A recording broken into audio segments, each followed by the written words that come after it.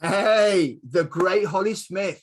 How wonderful to have you here. Thank you so much for joining me. Thank you so much. I'm so excited to be on here. Excellent. Listen, before we go any further, let me congratulate you for having hit 50,000 on LinkedIn. That is absolutely amazing. So big kudos to you, Holly. I'm so impressed. It's fantastic. Thank you so much. It has taken a lot of hard work and dedication. I think I'm at 57 now, so it's I'm slowly plateauing, but when things plateau, it generally means it's time for a change. So I'm excited. It's brilliant. 57,000 is absolutely amazing. Listen, I've been following you for ages. I love the work that you do, the energy you put in, the workouts that you do in different locations. And your content is super varied, and there's always massive learning points. So I think you give really good value, and it's just fantastic. Now, I know from having followed you for a bit that you weren't always a personal trainer. So just tell me, what was the main drive for you to become a personal trainer from your previous job, Holly? So the main driver was like I always had a passion for fitness, right? Always had a passion for fitness. And it was when I left school, it was kind of like, all right, real estate industry or fitness, because I did not want to go to uni. I hated school enough as it was. So I was like, no, I'm not going to uni. I don't really feel like studying.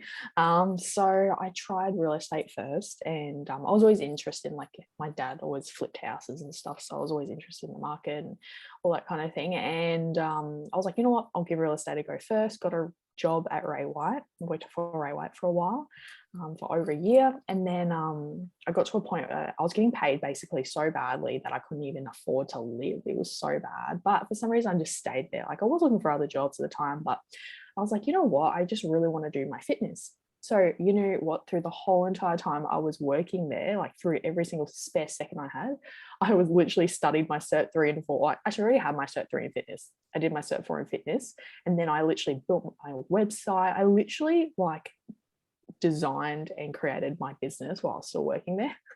And the goal was by the end of like the time it was time for me to, like, you know, go from this job, that I'd have a business set up, which was awesome. And that's exactly what happened. So I ended up doing mobile personal training where I was driving to people's houses. Okay. Yeah. So So I was doing... You did the face-to-face. That is brilliant. So you actually started with the face-to-face. Yes, I started with face-to-face. And how long? Yeah. And then you went online, Holly, yes? Yes. So I went online, and basically the whole idea was my niche is busy people, right? So my whole idea of that came from when I was working in the real estate industry. I was actually working another job, which was a group fitness job. And I was working 16-hour days for so long. I got so burnt out that my whole body collapsed, like my lower back, like just gave way, and I couldn't even walk for 4 weeks. And I was like, oh, this is not okay. So that's the whole idea. I wanted to work for myself. I have worked for other group fitness companies, but I've actually never worked for my in a gym before. Like, I've always owned my own business, which is I'm pretty blessed to have. But yeah, I did mobile. So I'd knock on people's doors at 4:30 a.m. in the morning, go, get out of bed, let's do it. But again, you can only trade. Let's rock and roll at 4:30, and it's dark and cold. But the thing is, you can still only train so many people throughout the day. Like, I was still getting burnt out. I was still getting home at 8 p.m. and starting at like sometimes at 3:30 in the morning. It's just ridiculous. So it was just those massive amount of hours that you were putting in. In a way, you've touched on something that I was going to cover in a minute, which is your getting up time. One thing I was going to say is, when we go online, we're often encouraged to niche down on a particular gender or group. You've obviously gone for the busy person, and I also note that am I correct, Holly? You coach both men and women. Yeah, so I coach men and women. Kind of, I guess my niche is for people who need work-life balance. And I do a lot of scheduling, habit creation, and accountability.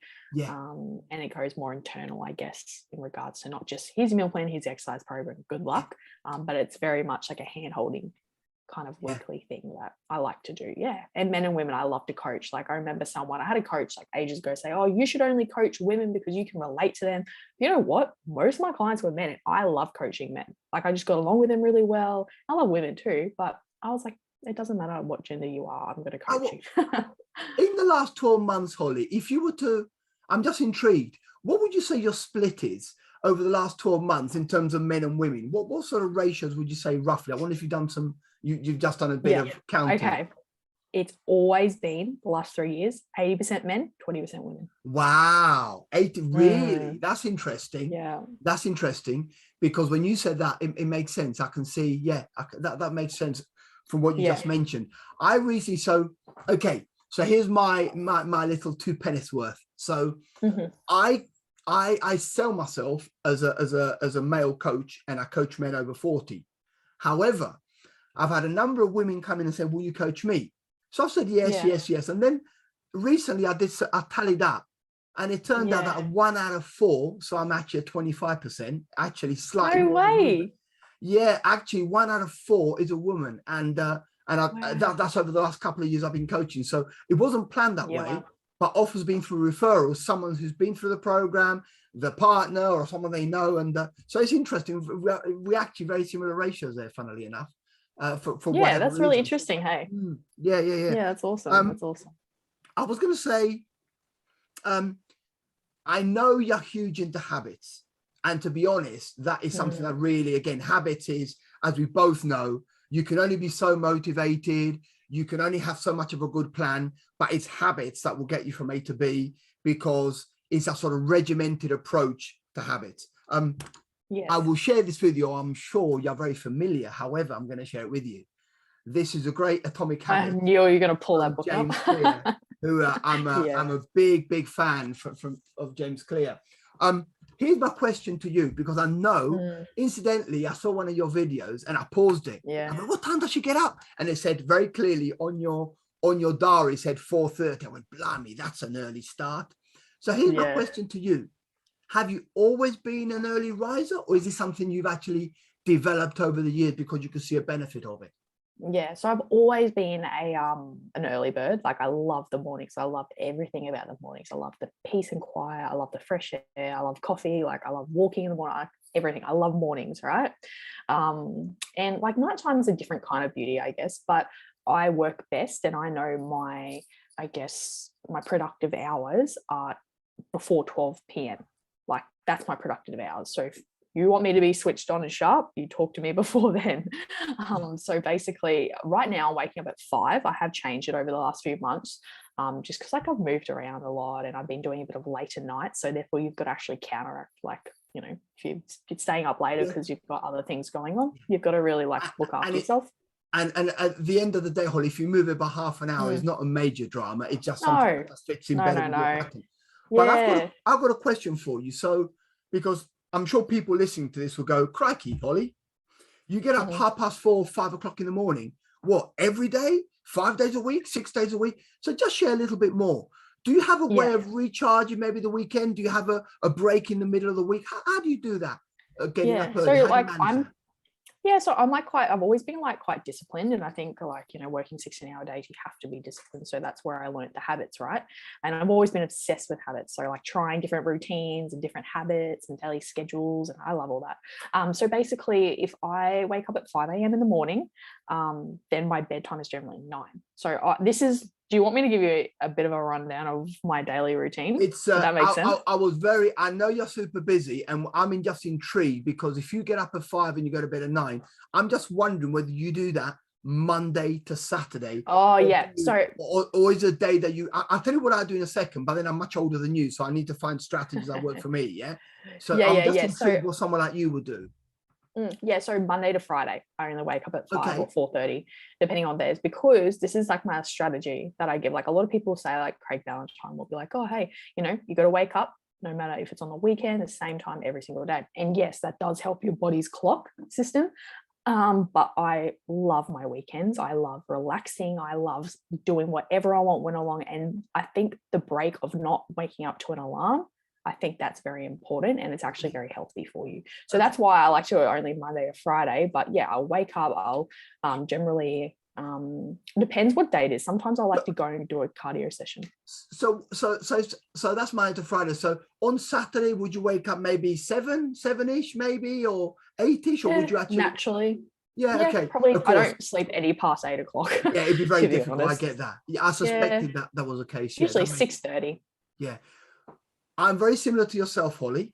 The only difference I do, because I said I'm a tad older and I need to get my energy, is I schedule in the week. So my get up time is somewhere between 4:15 and 4:30, Monday, Tuesday, Wednesday. But then on Thursday, I will get up sort of 5:45. So that's my recharge done on Thursday. And then I go back again early on a Friday, Oh, interesting. 5:30 on a Saturday. So what I do, I don't guess. Every Thursday, people know me, my clients know that my Thursday is my rest day. I just get up later. And that way I can then, because I like training Saturday morning, I like going to the gym with my partner. So that is another working day. But I was interested to see how you do that. That's really... Yeah, I like that. How have you found that split? Like, obviously, like, because my Saturdays are my rejuvenation, or no, Sundays are my rejuvenation days, because sometimes I'll work on a Saturday, and I love it. Like, I feel so much better coming in on Mondays. But how have you found having that split? Because it's nicely quite in the middle, hey, of your week.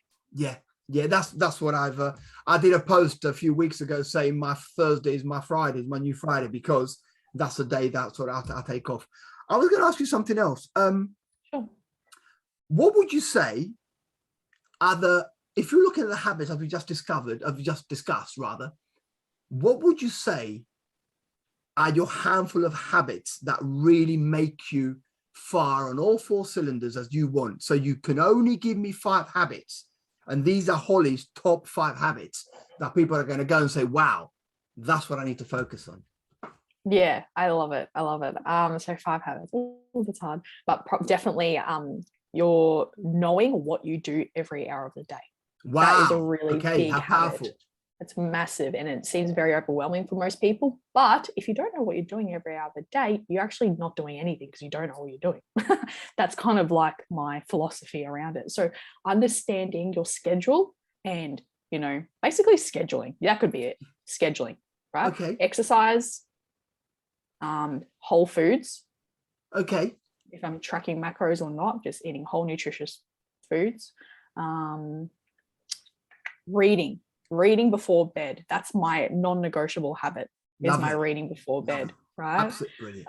Yeah, I love it. Like, it helps me sleep. It's actually become, I didn't even think about it until the other day. I was like, wow, I've actually read it every single night for like the last, I don't know how long. And I love it. And then probably the last one, that's hard. My last biggest habit is probably got to do with something to do with like mindset. And that's probably like spending a good solid hour a day, like listening to audiobooks, podcasts, learning, so I can show up as a coach better, like just progressing and growing as yourself. So personal development, if you want to call it. I think that's one of my, because I love going to the gym, like my weight sessions in the afternoon, because I do all my meetings, all my work in the morning. And then my gym is now, I've trained myself to see gym as a reward. Yes. So I train in the afternoons now, and I love like just putting my headphones in, listening to a really good podcast, and then just like lifting weights. Like, that's like my time, and I love it. That is brilliant. I love that. That is absolutely brilliant. And to be honest with you, that will be something I'd like to do right now. Get it all done in the morning, just because I go to bed early and I've got different schedules. But what you're saying sounds absolutely brilliant.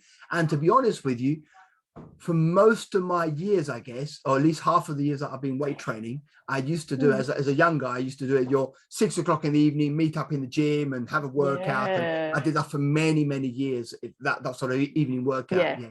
It's very common. With the boys, as it were, when in my 20s and 30s. Yeah. The gym is full of guys at 5, 6, and 7 o'clock at night, and it's packed. It is with all those 20-odd-year-olds nowadays, of course, taking pictures and on their phones and whatever, which is quite common. Absolutely. Holly, would you say, looking at 2022 with all the challenges we've had in previous years, what is Holly's big goal for 2022? So my big goal for 2022 is to obviously help as many people as I possibly can and change the lives of people. But like even though I love personal training, I love accountability coaching, productivity coaching, and all that kind of jazz, I'm going into a new venture. So the goal is I'm launching my book in the next month, which will be wow. Thank you so much for sharing that. I'm so excited.